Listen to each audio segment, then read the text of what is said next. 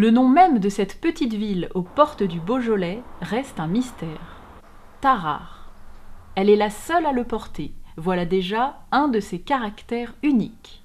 Quand tous ses habitants prennent l'habitude, dans un faste inégalé, de pavoiser la ville de milliers de mètres de voilage et revendiquent la mention unique au monde, voilà encore un caractère exclusif pour cette cité, au destin glorieux de capitale du voile. Enfin, afficher le slogan touristique « Le pays des instants rares » ne peut qu'inciter à partir à sa découverte. Ce que ne fit sûrement pas la marquise de Sévigné, qui qualifia la ville de « peau de chambre de la France » dans une lettre où elle dénigrait son climat.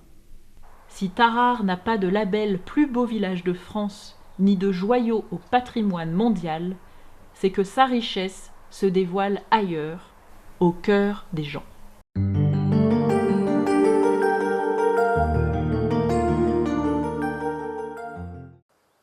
Dans ces monts au relief très marqué, Tarare est, depuis l'époque romaine, une région de passage, mais surtout au confluent de deux rivières dont l'exceptionnelle qualité de l'eau va façonner son histoire.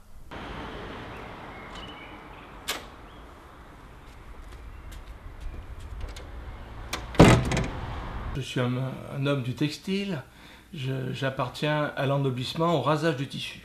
Georges-Antoine Simonet, qui était lui dessinateur textile à Lyon et qui a décidé de lancer une mousseline de coton légère qui n'existait pas en France. Dans cette région, on tissait du lin, du chanvre, on cultivait le chanvre dans les campagnes et on avait des tissus qui étaient très résistants, qui ne s'usaient pratiquement jamais, mais qui étaient très lourds, pas très confortables et rugueux. Il avait l'idée de créer une mousseline légère. Et il est parti en tant qu'espion en Suisse, car les Suisses étaient en avance sur les Français. Alors, cette mousseline, elle est née au départ dans les Indes, puis à Mossoul, une ville d'Irak.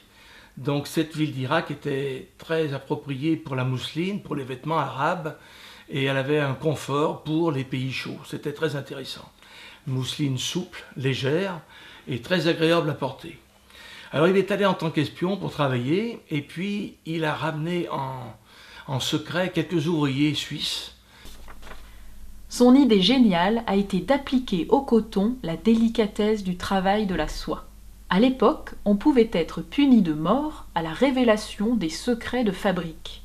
Il a ainsi bravé toutes les épreuves. Hélas, ses premiers résultats furent décevants. Le fil n'était pas parfait. Il poursuivra ses recherches et se ruinera. Heureusement, son neveu reprendra la suite. C'est ainsi que Tarare est devenue cité de la mousseline. Ce jour-là, remue-ménage à la Société d'Histoire. Une exposition se prépare, le passé refait surface grâce à ces Tarariens passionnés, acteurs et témoins de la vie d'ici. Pour le moment, j'ai un millier de photos. Donc il va falloir faire un grand tri. Un peu du Moyen-Âge, où Tarare, à l'époque, faisait 1300, 1500 habitants. Le Reville fit son apparition vers 1952. Le polyester tergal apparut en 1955.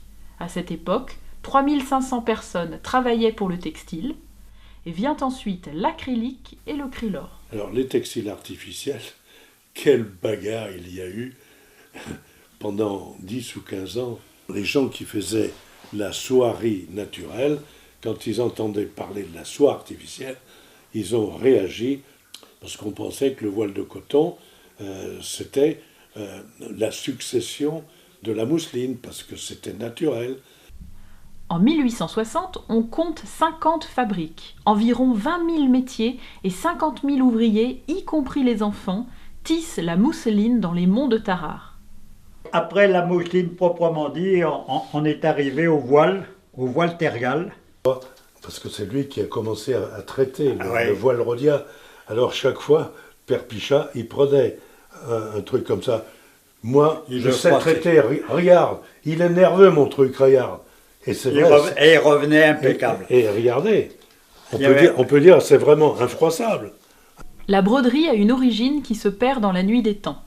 C'est la broderie Cornélie, caractérisée par son point de chaînette, qui fit de Tarare la capitale du rideau.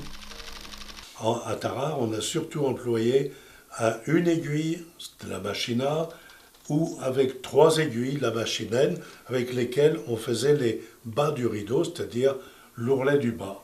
Cette machine Cornélie, elle a fait partie de tout ce qui était à Tarare, et parmi les 50 ou 70 000 personnes, car lorsqu'on brodait, après il fallait découper, et ça représente un nombre important de personnes. J'ai 103 ans passés, j'aurai 104 ans au mois de février. Mois de février. Vous avez travaillé toute votre vie dans le textile. Et j'ai travaillé dans le textile, toujours dans la broderie. Vous avez commencé à quel âge? 13 ans. C'était quoi votre travail exactement? Travail, c'était de veiller qu'il n'y ait pas des fils qui cassent. Il fallait les renfiler. Et puis on travaillait souvent en plus, on faisait souvent 11 heures de travail par jour. Une autre broderie a fait les grands jours de Tarare, le plumetis.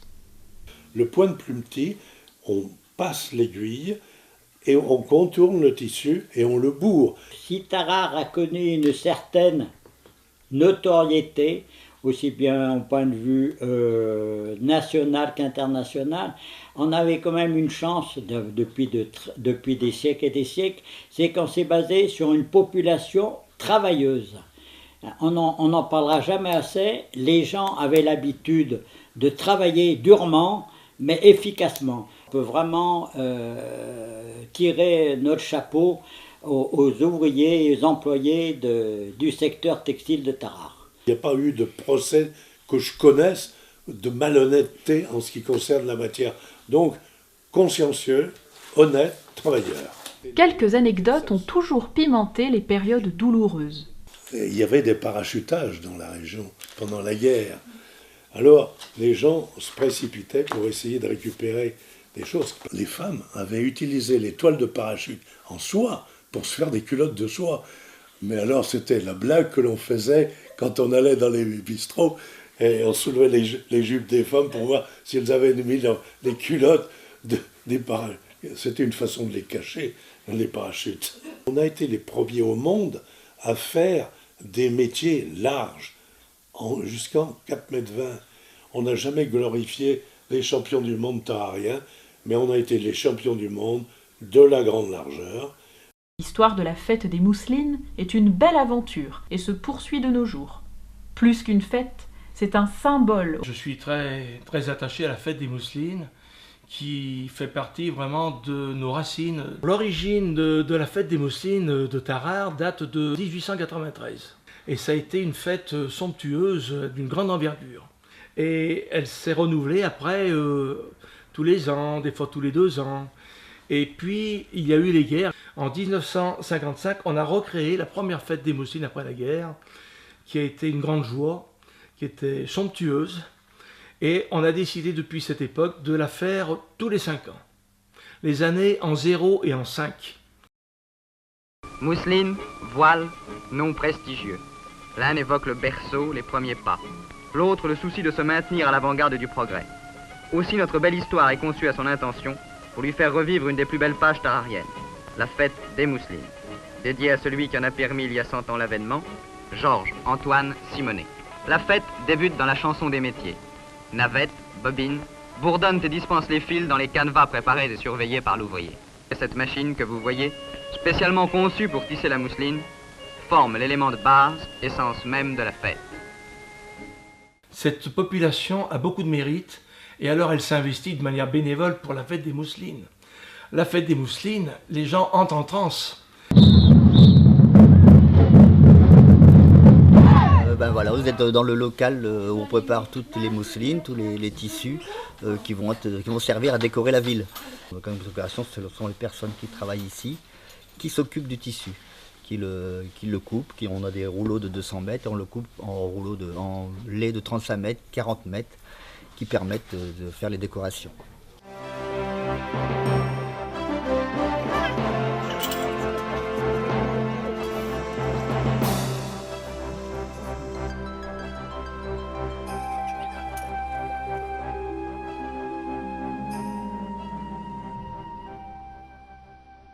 1955, on a refait les mousselines avec un tissu à mailles. Donc on a fait ça jusqu'aux dernières mousselines 2005, on a pu encore en trouver. Mais maintenant, les industries n'en font plus non plus. Donc on fait maintenant avec du tergal, du voile tergal, donc très fin et qui vole bien au vent et puis qui est bien résistant aux intempéries. Ces tissus-là sont fabriqués encore à Tarare, il ne reste plus que 2 usines. Ouh là là, on compte plus les kilomètres. Quand on raccommode le tissu, comme le vieux tissu qu'on récupère, on est obligé de tout visiter, donc d'enlever les morceaux abîmés, il y a les crottes de pigeons, il y a prise au vent, ça abîme quand même le tissu.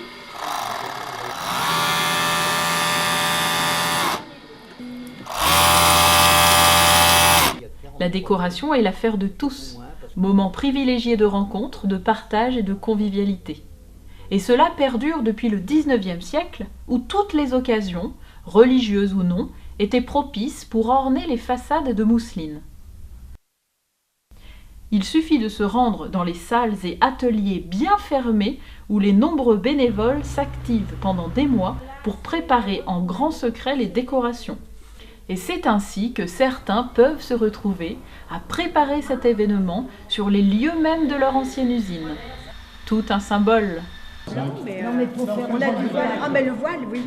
Le voile, oui. Je m'occupe des mousselines depuis 70. J'étais dans la décoration. Là, maintenant, c'est les dômes. J'étais dans les chars. J'ai défilé aussi. Où la fleur que tu m'as donnée? Mais avant, j'ai travaillé dans des usines, dans les rideaux, dans Tarare. Avant de faire les dômes, on prépare toutes les fleurs à la main. C'est des bandes qu'on plisse. Nous, on en a fait environ 7000.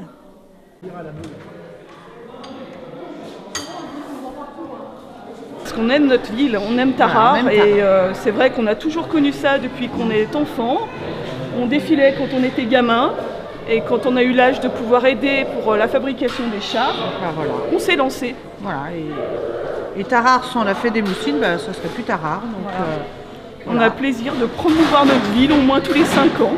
Des enfants aux grands-parents, chacun donne de son temps et de sa passion. Dans la dernière ligne droite, nous confectionnons les 3 derniers dômes.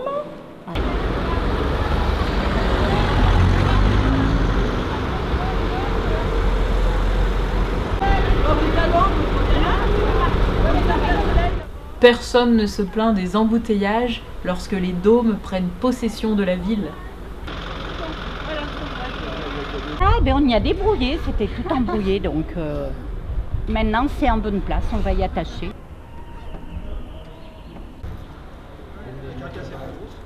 Ouais. Tu fais les 2 autres ou pas? On a réussi à installer le grand dôme, on n'est qu'à la moitié. Donc il y a 100 huilés de 45 mètres de longueur chacun. Donc on fait tout le tour sur les façades pour l'instant. On a commencé à 5 h du matin. Ça continue d'aller bien comme ça, on aura fini. Voilà. Et c'est la vedette de la ville. Tout le monde attend près ce grand dôme. Fierté de tous les habitants. La fête des mousselines est l'occasion de rappeler à tous le savoir-faire local qui a fait la renommée de la ville.